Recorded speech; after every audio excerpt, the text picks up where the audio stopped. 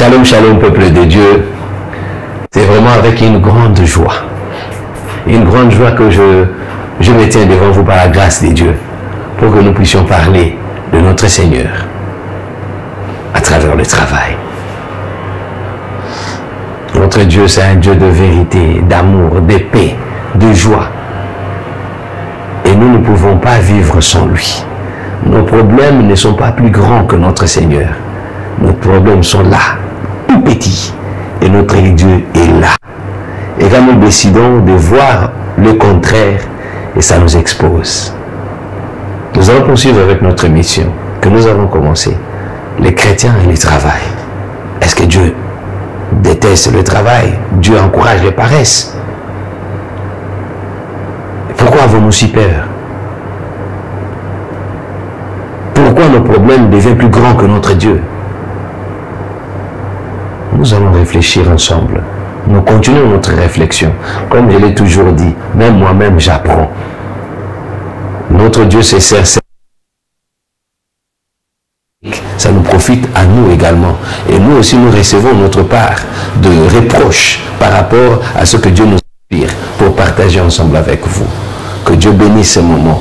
Que son Esprit Saint puisse dominer sur toutes choses. De tout ce que nous allons écouter, que nous puissions retenir quelque chose venant de sa part. Que ça puisse transformer nos vies. Que nous ne puissions pas rester les mêmes personnes, mais quelque chose puisse changer. Nous ne pouvons pas tout changer d'un seul coup, même progressivement. Mais que nous puissions, que Dieu dispose nos cœurs à recevoir quelque chose de sa part. Amen. Mon frère, ma soeur, nous continuons, comme je l'avais dit tantôt, le travail. Nous avons parlé, comme les gens disent, et nous le savons. Chacun vient avec sa pensée, il parle en mal, et parfois on sent que notre peur prend de plus en plus le dessus, au point que on commence à se poser la question au sujet du travail. Est-ce que le travail est présenté tantôt, les gens présentent le travail comme une malédiction, une conséquence du péché? Pas du tout. Nous l'avons déjà dit au début, que non. L'homme a commencé à travailler avant même la sanction, avant même que Dieu puisse dire tu mangeras la sueur de son front. Dieu a créé l'homme et il lui a donné la responsabilité de donner le nom, de surveiller. C'était un travail. Le travail, c'est une bénédiction pour les enfants de Dieu. Donc nous ne pouvons pas prendre et on prend un verset comme un échantillon, on prend un verset et on se limite là, on ne lit pas tout. Dieu lui-même, il a dit, il nous a créé à son image. Mais il n'y a pas un grand travailleur que lui. Nous avons tous. Je suis certain que nous avons lu le livre de Genèse. Jésus-Christ, Dieu nous montre comment au commencement, et comment est-ce qu'il a travaillé. Il a travaillé pendant combien de jours? Il ne s'est reposé que le 7e jour. Et pendant les 6 jours, qu'est-ce qu'il a fait? Il ne faisait que travailler. Et on oublie ce qu'il a réalisé du jour au lendemain. Il créa, il a travaillé mûrement. Et il s'est reposé le 7e jour.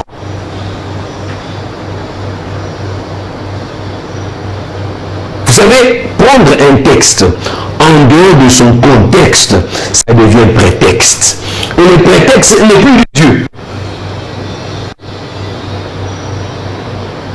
Et certains raisonnements par analogie ne peuvent pas parfois nous conduire vers la raison. Il y a plusieurs chrétiens qui sont déviés seulement par ces interprétations par analogie. Dieu veut que nous puissions travailler. Dieu déteste le paresseux. La preuve, quand nous lisons dans le livre de Proverbes, Dieu dit à toi paresseux, regarde la fourmi, vois comment est-ce qu'il travaille. Il n'a ni chef ni maître, mais il travaille. Toujours le moment, il dit à toi paresseux, un peu somnolent, un peu dormir, et tu verras la pauvreté va te surprendre. Alors on vous dit, vous dites vous-même que vous êtes chrétien. Mais on veut vous dire, oh non, tu vois, la vie chrétienne et tout ça. Non, si la parole de Dieu est mal comprise, la Bible dit dans le livre de Osée,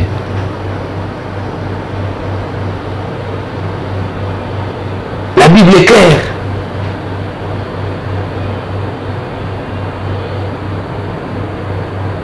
Dans le livre de mon peuple périt parce qu'il lui manque la connaissance. Et la suite, il parle, il s'adresse aux serviteurs, aux pasteurs, qui enseignent mal, qui enseignent dans le sens de dévier les enfants de Dieu. Mon frère, ma soeur, si pendant des temps, des années, tu as laissé passer dans ta tête l'idée que le chrétien c'est un paresseux et que la vie chrétienne, la vie des prières nous amène à ne pas travailler, à ne rien faire, c'est faux, archi faux, et toi tu dois le effacer maintenant et tu dois prier, implorer le pardon de Dieu pour tout ce que tu as déclaré, pour toutes ces déclarations qui ne relèvent pas de notre Seigneur. Notre Dieu déteste le paresseux. Les versets sont tellement nombreux dans la Bible que je ne sais même pas. C'est de bout en bout. Le travail est partout. Dieu trouve sa gloire dans le travail. Dieu nous bénit par le travail. Et au paresseux, comme je l'ai dit tantôt, il a dit, regarde, va vers la fourmi et apprends. Qu'est-ce que Dieu ne dit pas au sujet du travail? Qu'est-ce qu'il ne dit pas? Nous ne pouvons pas venir ici et parler aux enfants de Dieu et présenter le travail comme conséquence du péché. Mais nous devons le présenter comme un élément essentiel dans le plan de Dieu. C'est un élément essentiel. Et d'ailleurs, par notre travail, nous adorons Dieu. Notre existence est étroitement liée, tissée à l'objectif du travail que Dieu nous a accordé comme un don. Le travail, c'est un don. Et c'est comme ça qu'il est normal que vous puissiez me trouver une personne maçon, il a reçu ce don. Il n'y a pas de saut métier, il n'y a que de sautes gens.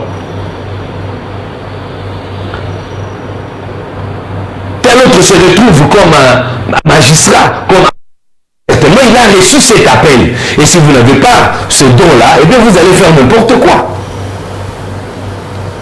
Tout le monde a fréquenté soit de l'université, a fait le droit, mais tout le monde n'est pas appelé à être avocat. Tout le monde n'est pas appelé à être magistrat. Tout le monde n'est pas conseiller juridique. Donc, on peut faire la même chose, mais l'appel, donc moi je me sens mieux dans tel autre endroit. Et c'est Dieu qui bénit. Mais il y a même une question peut-être que nous allons revenir là-dessus, c'est évidemment. Est-ce que dans ton travail, là où Dieu t'a appelé, et tu dis que tu es chrétien, est-ce que tu l'exerces, tu le fais de la manière que lui veut?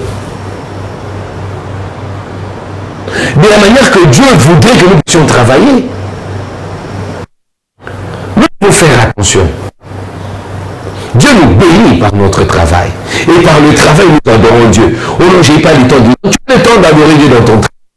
Tu le fais de la manière à rendre grâce à Dieu. Nous travaillons pour Dieu. Nos problèmes, rien à voir. Ce qui est en nous est plus grand que nos problèmes. Ce qui blesse, ce qui peut-être semble nous éloigner et détruire même notre travail, c'est quand nous considérons nos problèmes plus grands que notre Dieu, et tellement la peur là nous prend et prend la place de Dieu, et ça nous pousse maintenant, n'est-ce pas, à voler, à détourner, à faire n'importe quoi dans notre milieu professionnel. Et quand nous agissons de la sorte, nous ne sommes plus avec Dieu. Tu travailles, mais pas pour Dieu. Mais là, tu travailles pour Satan. Parce que la peur, ça fait partie des stratégies de Satan. Pour, n'est-ce pas, nous éloigner dans sa présence. Et pour trouver la justification, pour certains chrétiens, ou alors la personne qui commence à baisser, il dit non, je n'ai pas le temps. Non, il n'a plus le temps de prier, parce qu'au fait, il est plongé dans le péché. La peur a pris tellement la place, parce que nous devons savoir que la peur, c'est un des instruments que Satan se sert pour, n'est-ce pas, nous éloigner de la présence de Dieu. Mais quand nous marchons par la foi, et nous avons notre Dieu devant nous et nous marchons après lui. Peu importe les problèmes, je n'ai pas peur. J'affronte les problèmes parce que je sais que Dieu me bénira à travers mon travail, dans mon travail, pour que je puisse, n'est-ce pas, résoudre ce problème. Vous remarquerez que là, j'ai déjà encore pris un autre point pour dire que le travail peut être béni de Dieu, mais la manière que nous l'exerçons, qui n'est pas conforme à la parole de Dieu, eh bien, ce n'est plus Dieu, mais c'est Satan qui tire profit. N'oubliez pas, je l'ai dit, je l'ai épinglé, la peur, c'est un instrument essentiel que Satan utilise pour nous ramener dans son camp. Est-ce que tu penses, n'est-ce pas? On peut se poser la question à part la peur. On dit, est-ce que tu penses qu'avec ce travail ici, on ne te donne rien? Et tu penses qu'en sortant d'ici, tu trouveras l'argent pour payer telle dette? Et du coup, ça te donne l'idée de prendre quoi? De soutirer dans la caisse. L'idée encore vient. Il dit, est-ce que tu penses que là où tu es, tu resteras pour longtemps? C'est le moment. Il faut profiter. Eh bien, tu prends tout ce qu'il y a dans la caisse pour t'acheter des biens ou faire réserver à gauche, à droite, parce que tu as peur. Tu as oublié que si tu es arrivé là, c'est Dieu qui t'a permis. C'est Dieu qui a voulu ainsi. Et la peur, tu as pris Satan, tu l'as placé tellement là-bas, eh bien, tu commences à avoir peur. Et ta peur, tes problèmes deviennent plus grands que Dieu. Tu travaillais, oui, Dieu t'a donné. Mais la manière que tu fais, la manière que tu exerces, t'éloigne de plus en plus de la volonté de Dieu. Mais toi, dans ta tête, tu crois que tu es toujours avec Dieu, alors que tu n'es plus avec lui. Je pense que l'exemple de Saül, sur ce point, peut nous aider à comprendre quelque chose. Notre Dieu prend grand plaisir à voir les croyants grandir en sainteté, tandis qu'il œuvre dans leur cœur pour les rendre plus semblables à lui. Dieu qui nous a créés à son image, et il a voulu que nous puissions être semblables à lui. Mais quels sont les traits caractéristiques de notre Dieu? Il y en a plein. Mais est-ce que nous l'avons en nous? Notre Dieu, ce n'est pas un paresseux, c'est un travailleur. Notre Dieu contrôle tout. Il contrôle tout. Il n'y a pas de domaine qui ne le concerne pas. Ce qui ne le concerne pas, il nous a dit, sont des interdits.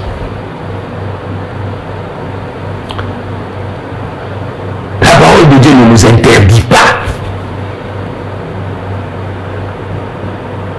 d'aspirer ou bien à devenir un jour un grand homme d'État. La parole de Dieu n'interdit pas. La parole de Dieu ne nous interdit pas de devenir un jour ministre, un jour député, un jour qui que vous voulez au niveau de la scène politique, même internationale.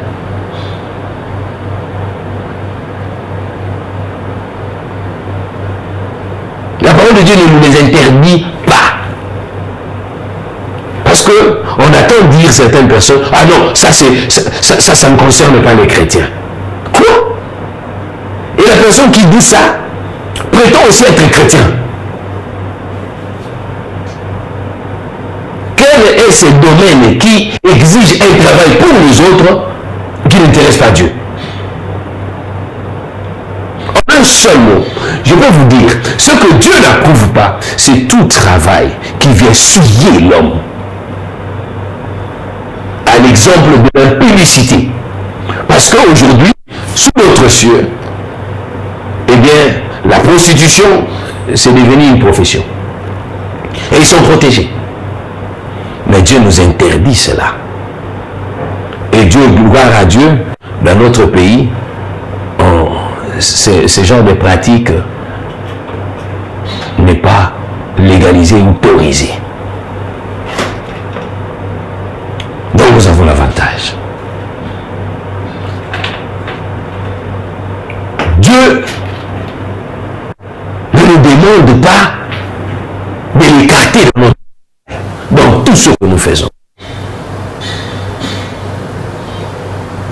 Le travail pour notre Dieu. Mais c'est là où les enfants de Dieu trouvent le plaisir, le bonheur. Quand nous le faisons, quand nous l'exerçons de la manière que lui nous demande de le faire. Il dit, tout ce que vous faites, faites comme si vous le faisiez pour moi. Dans ton milieu de travail là où tu es, pose-toi la question, est-ce que tu travailles pour Dieu ou pour ton ventre ou pour un homme? Non, Dieu m'a béni, il m'a béni le travail. Et qu'est-ce que tu fais? Moi, je fais le culte de la personnalité, le culte de la personnalité. Tu ne rends plus culte à Dieu, mais tu vas commencer à faire le culte d'une personne. Ça ne fait pas partie des travails que Dieu t'a donné. Dieu ne peut pas te donner comme travail ou comme quoi adorer là tout.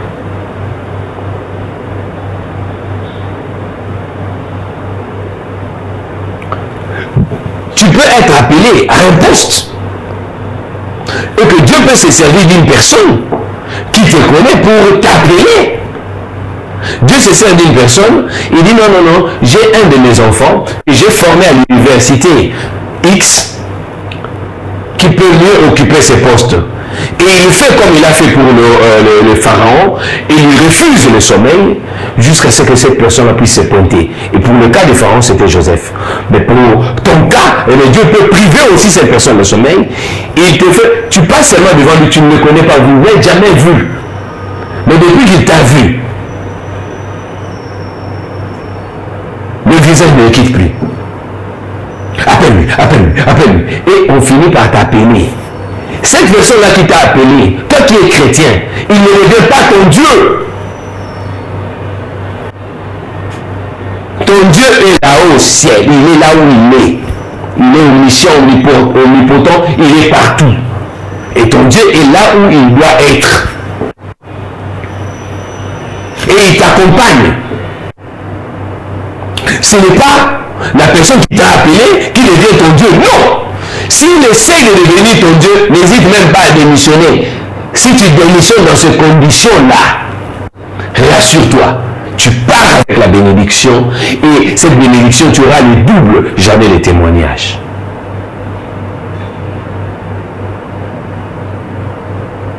Il est arrivé une fois, dans le cadre de mon exercice, de ma profession, je me suis retrouvé devant une personne qui m'a proposé. La personne m'a proposé un contrat d'abonnement. J'ai accepté. Mais voilà maintenant qu'il me propose de traiter un dossier qui me reflète, donc qui est contraire à la vérité. Pour me limiter là, de ce qui s'était passé. Alors que j'avais déjà trouvé une solution à l'amiable avec les partis. Mais lui, il a refusé. Il dit non, je ne paye rien, je ne fais rien. Dans notre échange, dans notre discussion, j'ai pris ma position. Eh bien, il dit non, tu es là pour moi. Ou alors tu pars. Mon frère, ma soeur, j'ai choisi de partir. J'étais accompagné d'un de mes collaborateurs. Le collaborateur me dit, mais maître, on n'a plus rien. C'est le seul contrat que nous avons. Le seul abonnement. Et j'ai dit oui. Mais nous avons Dieu. Et je ne peux pas hypothéquer mon Dieu pour ça. On part. Dieu connaît mes problèmes plus que moi. Il connaît nos problèmes plus que nous. Nous sommes sortis. On a signé les documents, tout terminé. Et je suis sorti. Je ne veux plus intervenir dans ce dossier. Le temps seulement de quitter le petit boulevard pour arriver à la 7e rue. On se trouve à l'arrêt. Je suis en train de réfléchir comment est-ce que je vais faire pour la suite. Le téléphone sonne. On m'a appelé pour un nouveau contrat. Et j'avais les doubles. J'avais les doubles, mon frère, ma soeur, de ce que je venais de perdre de l'autre côté. La fidélité à notre Dieu ne nous abandonnera jamais, ne nous quittera jamais. Si tu es debout aujourd'hui, après autant d'années, l'opportunité qui vient aujourd'hui, tu penses que tu étais un cadavre. Non! Tu ne l'as jamais été. Dieu est là. Et alors, nos problèmes ne sont pas plus grands que notre Dieu. Parce que si nous commençons à prendre nos problèmes plus grands que notre Dieu, nous éloignons même de la vision de Dieu. Pour notre travail, pour notre environnement, pour notre société. Et c'est comme ça qu'on commence à dire, les patrons là se disent être chrétiens, mais regarde son travail. Oui, il est chrétien entre guillemets, mais il considère son problème plus grand que Dieu. Et il n'a plus le temps de prier, il commence à fouiller la prière. Et il commence à inoculer ce venin, disant que le travail la prière va me procurer l'argent. La Bible nous dit, vous ne pouvez rien sans moi. Il est le commencement, la fin. Il est l'alpha, il est l'oméga. Amen. Il commence avec nous, il termine avec nous. Alors comment tu veux commencer sans lui? C'est comme si tu es affamé. L'homme ne vivra pas seulement de pain, mais aussi de la parole. Devant tout ce que la société nous propose, comment je peux sortir sans mon protecteur? Comment est-ce que je serai en sécurité sans mon Dieu? En acceptant Jésus-Christ, nous ne sommes plus esclaves du monde, nous sommes esclaves de Dieu. Je n'ai plus, nous chantons, je ne suis plus une esclave du monde, mais je suis enfant de Dieu. Nous le chantons. Nous chantons fort. Et aujourd'hui, c'est une spécialité. On chante, on crie, on célèbre et tout ça. Mais est-ce que nous comprenons un peu le message? Parce qu'il y a certaines de ces chansons qui sont tirées de bout en bout des versets bibliques de la parole de Dieu que nous ne lisons pas. Et la Bible d'ailleurs nous invite pas seulement à lire, mais à méditer. J'aime bien répondre ce verset. Que ce livre de la loi ne se loigne pas de ta bouche. Méditez-le jour et nuit. C'est alors que tu marcheras selon les Écritures et tu réussiras dans tout ce que tu entreprendras. Mais tu vas marcher comment? Dans ton travail. C'est en méditant la parole de Dieu. Dieu nous donne les directives en tant qu'enfant de Dieu. En priant, en confessant son nom, en lui confiant toutes choses. En lui confiant toutes choses. Et quand nous avons notre Dieu comme base, quand nous l'avons comme bouclier, comme mes frères, ma soeur, nous devons chercher à comprendre, mieux comprendre d'abord notre Dieu.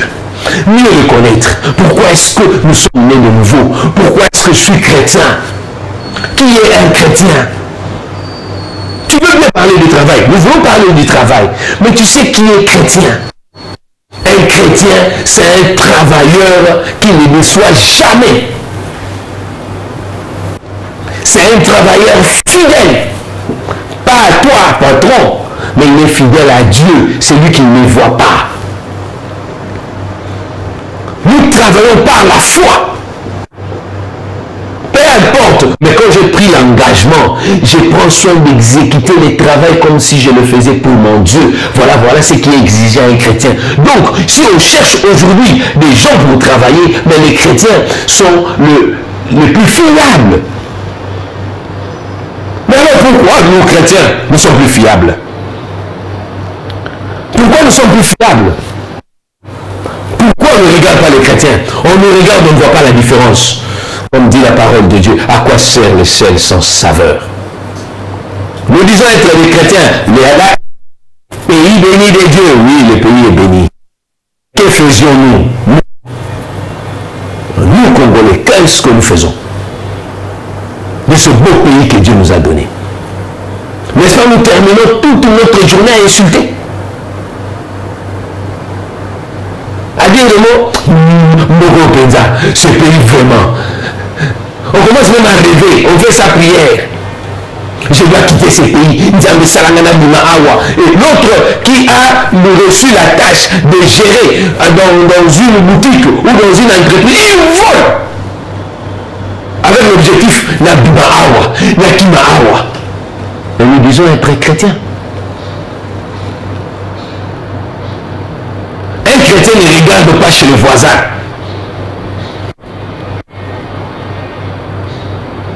Un chrétien, il glorifie Dieu pour ce qu'il fait pour ses frères et sœurs, pour le voisin même.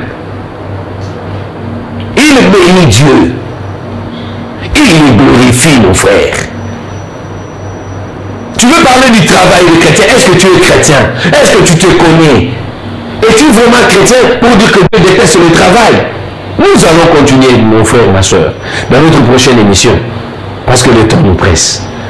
En attendant, que Dieu vous bénisse et que ce Saint-Esprit demeure en nous. Nos problèmes ne sont pas plus grands que notre Dieu.